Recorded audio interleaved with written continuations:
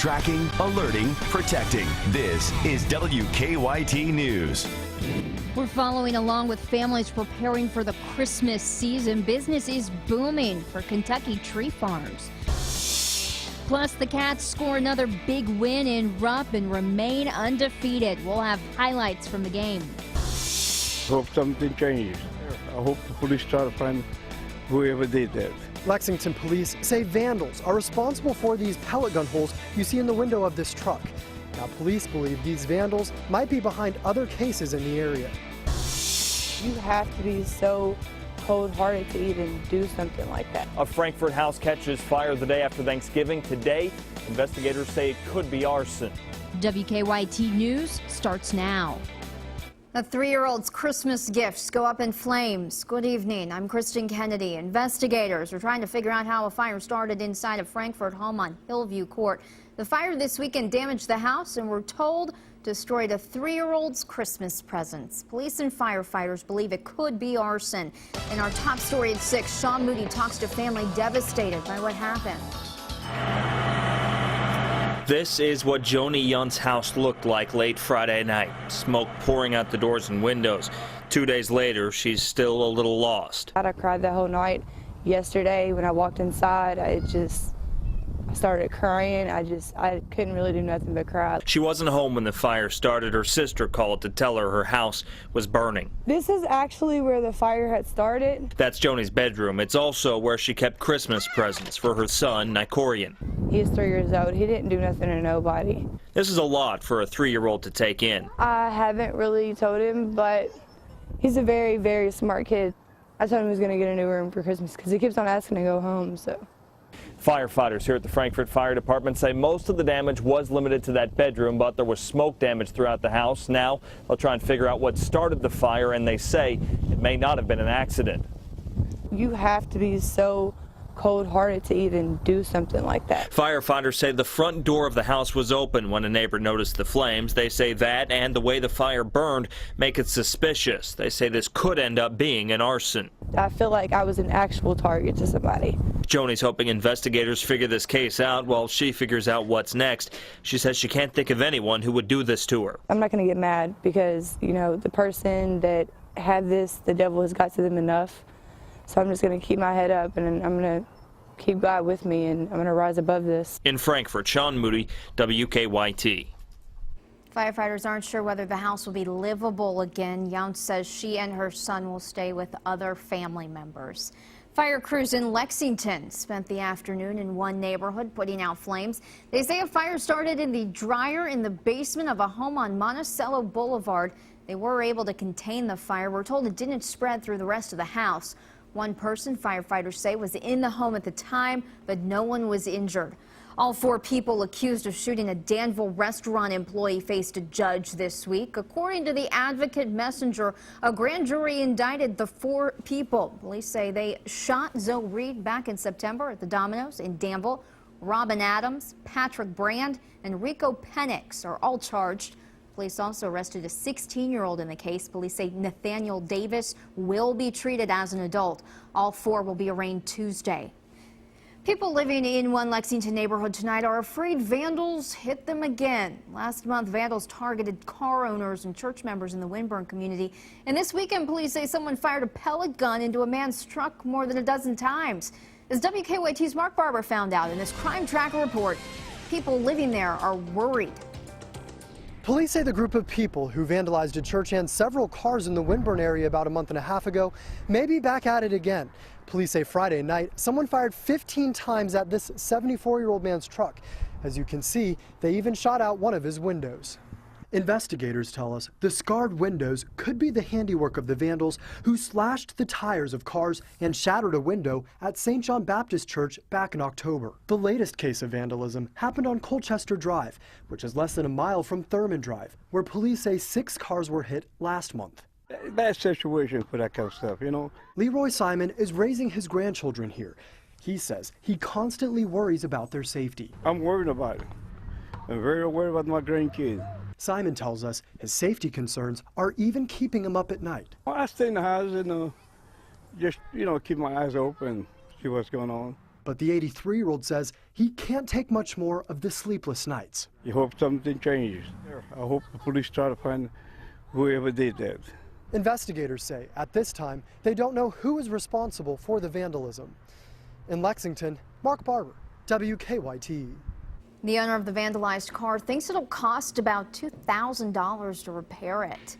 The warm temperatures we saw today won't return tomorrow. Get ready for a drop in the forecast and a possibility for flurries in your work week.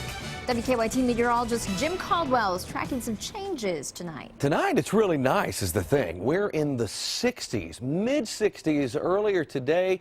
It was really warm out there, but what we're going to track is a much colder air mass that will barrel across Kentucky as we go into the day tomorrow. We'll start off in the morning when you head out to work or school, what have you.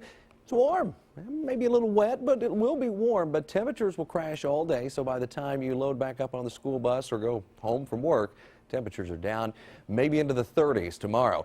Winds have been pretty tough out there today. Our sustained winds right now are going 10, 15, 16 miles per hour through central Kentucky. When you factor in some of the wind gusts, been pushing 20 to 30 miles per hour through the day. Some of the new data taking some of those down just a little bit, but certainly a windy day. Now, Defender is actually starting to track a little moisture just to our north. This is the frontal boundary, and that's what's going to be coming our way, bringing showers during the overnight and maybe even some snow at the end of this. But it's another cold blast that we are talking about in the focus of the forecast. We'll track it in here coming up in just a few minutes. Lexington police arrested a man today they say shot 2 people about a month ago. 19-year-old Marcellus Means is accused of shooting 2 people on Charles Avenue. Police say back in October, one of the victims approached a traffic officer on Jefferson Street and told him someone shot him. Crews took both victims to the hospital with non-life-threatening injuries. Officers arrested Means in Scott County. Tonight, state police are still searching for 2 men who walked away from a Lexington prison. Prison leaders tell us 26-year-old Michael Fleet and 23-year-old Joshua Stevenson went missing around 8 last night. Fleet was serving a 13-year sentence for burglary. He is 5'8", 185 pounds. Stevenson was also serving a 13-year sentence for burglary. He's 5'4" and 135 pounds. The Wildcats played in Rupp Arena today and came out on top against Providence. Lee K. Howard joins us now with highlights. Lee K., I think it's safe to say platooning is working. That's right. You know, no player played more than 25 minutes, and once again, it was a balanced attack by the Wildcats this afternoon against Providence. Near the end of the first half, Willie Cauley-Steins finds Carl Towns for the big dunk.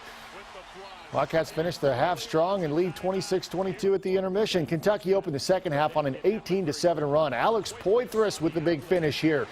That'll get the crowd going.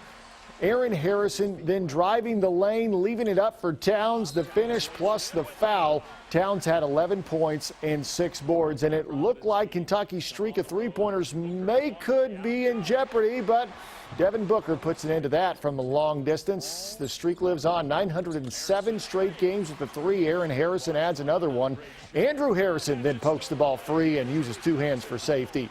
Big game for Andrew and Tyler Eulis. Speaking of big games, Cauley-Stein scores 11 to go with 6 rebounds, and right there's the exclamation point as the Wildcats get the win, 58-38. We will hear from Coach John Calipari coming up a little bit later, and Kentucky football offensive coordinator Neil Brown is leaving the Wildcats. We'll have those details coming up a little bit later in sports. Also ahead, the holiday season has arrived and tree farms are starting to see their fair share of shoppers. We'll talk with some families picking out the perfect Christmas tree.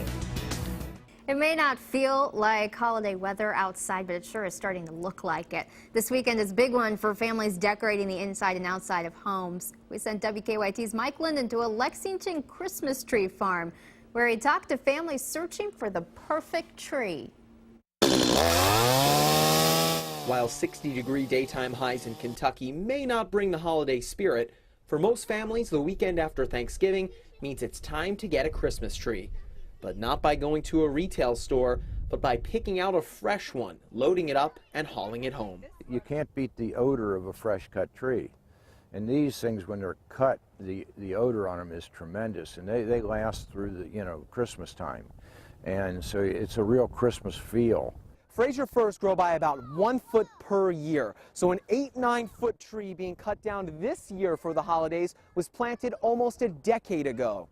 While chainsaws have made cutting a tree down easier, some families prefer to cut their tree by hand. Yeah, it's kind of a silly tradition, but yeah, the same saw every year for 9 years, or I guess even goes before that when my wife and I were cutting our own trees. But yeah, we bring out the kids, and everybody has to take their turn at the saw, even the youngest kid that we have. So we love doing it every year. Neiman estimates he'll sell about 2,000 trees over the next 2 weekends as Kentucky families get into the holiday spirit. We spend some time, choose the right tree, get it into the house, decide how we're going to decorate it for the year. So this is really a lot of fun for us. We spend a lot of time enjoying the day. In Lexington, Mike Linden, WKYT. In order to stay ahead of the demand, Neiman plants about 1,500 trees each year. Those trees grow for 10 years before they're ready to be cut for Christmas.